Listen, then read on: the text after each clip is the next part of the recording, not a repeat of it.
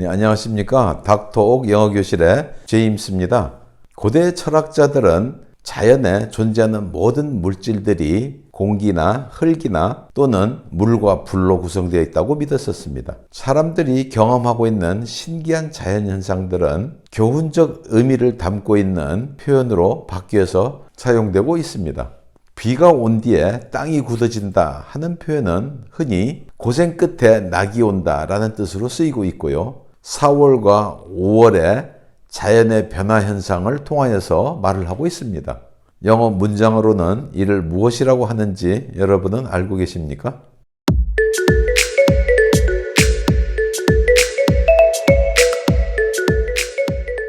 닥터옥 영어교실의 제77화는 자연, nature라는 새로운 주제를 가지고 그 첫 번째 이야기를 여러분들과 함께 나누어 보고자 합니다. 구독자가 아니신 분들은 빨간색 구독 신청 버튼 꼭 눌러주시고요.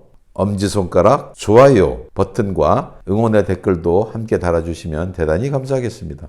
고생 끝에 낙이 온다. 고진감래는 영어로는 4월의 소낙비는 5월에 꽃을 가져오게 합니다. April showers bring May flowers. April showers bring May flowers 라고 하지요.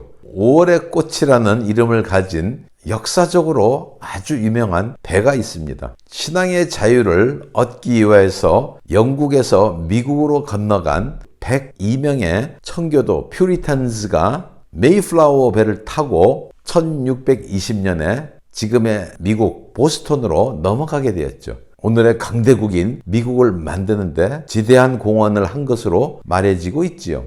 에어는 일반적으로 공기란 의미로 많이 사용되고 있습니다. 전혀 바깥에 외출하지 않고 집에만 눌러앉아 있는 사람에게 말하기를 밖에 좀 나가서 신선한 공기를 좀 마시세요. Go out and get some fresh air. Go out and get some fresh air 라고 얘기를 하죠. Up in the air라는 관용구가 있습니다. 이때 air는 공중이란 뜻이거든요. 공중에 up, 떠 있다는 것은 무엇을 의미할까요? 결정되지 않은 미정인 상태로 있는 것, undecided, 불확실한, uncertain 이라는 의미를 갖고 있어요. 휴가 때 어디로 갈 것인지는 아직도 미정인 상태입니다. It is still up in the air where to go for vacation. It is still up in the air where to go for vacation. 이렇게 말하면 되죠. Building castles in the air 라는 관용구가 있습니다. 직역을 하면 공중에 성을 건축하다인데 어떤 의미를 갖고 있을까요? 뜬구름 잡는다. 뜬구름 잡는 짓 제발 그만 좀 하세요. Stop building castles in the air. Stop building castles in the air 라고 얘기를 하죠.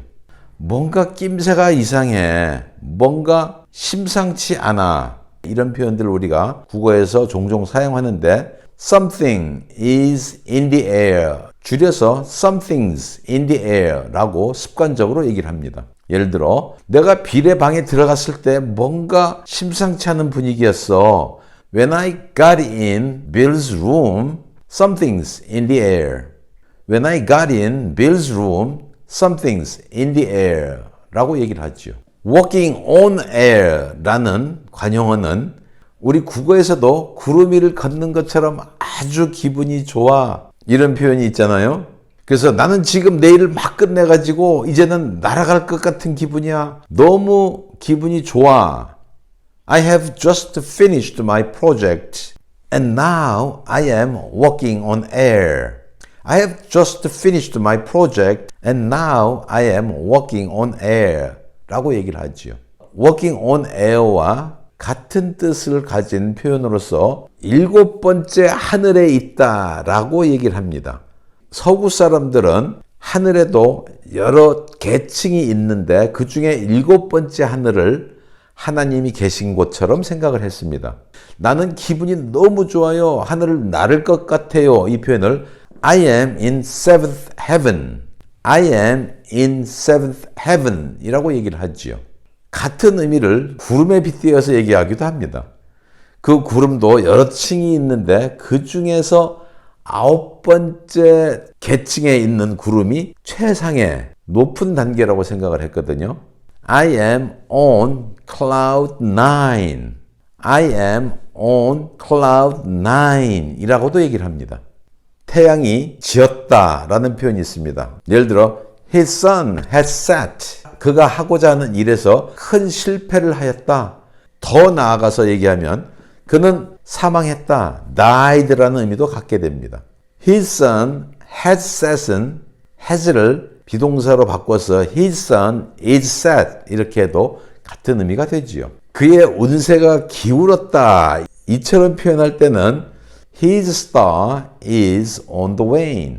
His star is on the wane. 이런 표현도 함께 사용할 수 있습니다. sun이 들어가는 유명한 격언 중에 성경에서 나온 표현이 있습니다. 태양 아래 새 것은 아무것도 없다. There is nothing new under the sun. There is nothing new under the sun. 이 말이에요. 과거나 지금이나 또 앞으로 미래에도 사람이 살아가는 모습은 항상 똑같을 수밖에 없다는 것이죠. 예를 들어 새로운 자동차가 출시됐는데 아주 비싸요. 많은 기능들을 갖고 있지만 결국은 그래도 자동차에 불과하다. 새롭게 출시된 이 고급 차는 그래도 그냥 차야. 뭐 특별한 게 없잖아. 태양 아래 새 것은 없어. 이 표현을 함께 쓰거든요. This expensive model is just a car. There is nothing new under the sun. This expensive model is just a car. There is nothing new under the sun. 이렇게 얘기를 하면 되죠. Under the sun 이 부분만을 띄어서 우리 국어에 도대체 말이야 이런 표현을 사용을 할 수가 있거든요. 예를 들어 너 도대체 왜 그 일을 했니? What under the sun did you do that for?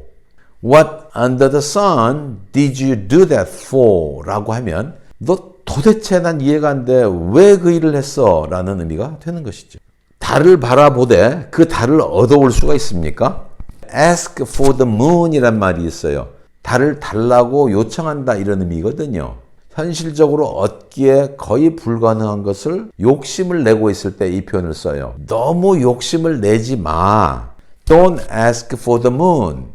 Don't ask for too much. 너무 많은 것을 요청하지 마. 이런 의미가 되는 것입니다. Once in a blue moon 이라는 관용구가 있습니다. 직역을 하면 파란 달이 되어질 때 한 번이라는 뜻이 되는데 달은 파란 색깔이 없거든요. 행성의 운행 과정을 통하여서 달이 파랗게 보일 때가 있는데 아주 드물게 온다는 것이죠. 그래서 Once in a blue moon은 이 자체가 가물에 콩 나듯이 어쩌다가 한 번, 존은 어쩌다 한 번, 가물에 콩 나듯이 자기 고향을 방문해요. John visits his hometown once in a blue moon.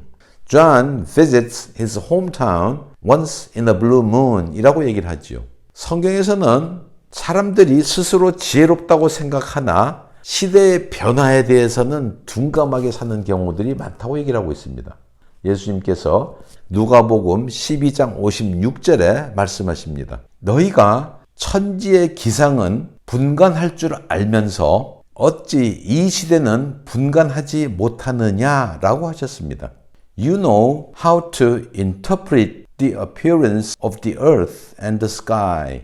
How is it that you don't know how to interpret this present time? You know how to interpret the appearance of the earth and the sky.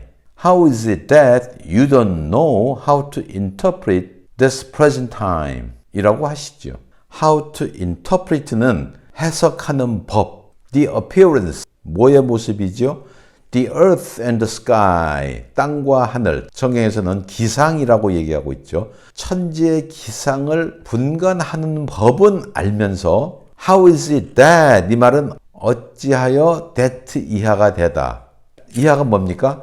You don't know how to interpret. 여기서도 똑같은 how to interpret가 나왔죠. 분간하는 법. 뭘요? This present time. 지금 이 시대를 분간하는 법은 모르는 게 어찌된 일이냐라고 예수님을 흠잡고자 하는 이들에게 되물어보신 질문이기도 합니다. 닥터 옥 영어교실의 제77화는 여기에서 마치도록 하겠고요. 저는 다음 시간에 여러분들을 다시 찾아뵙겠습니다. 대단히 감사합니다. 안녕히 계십시오. 바이바이.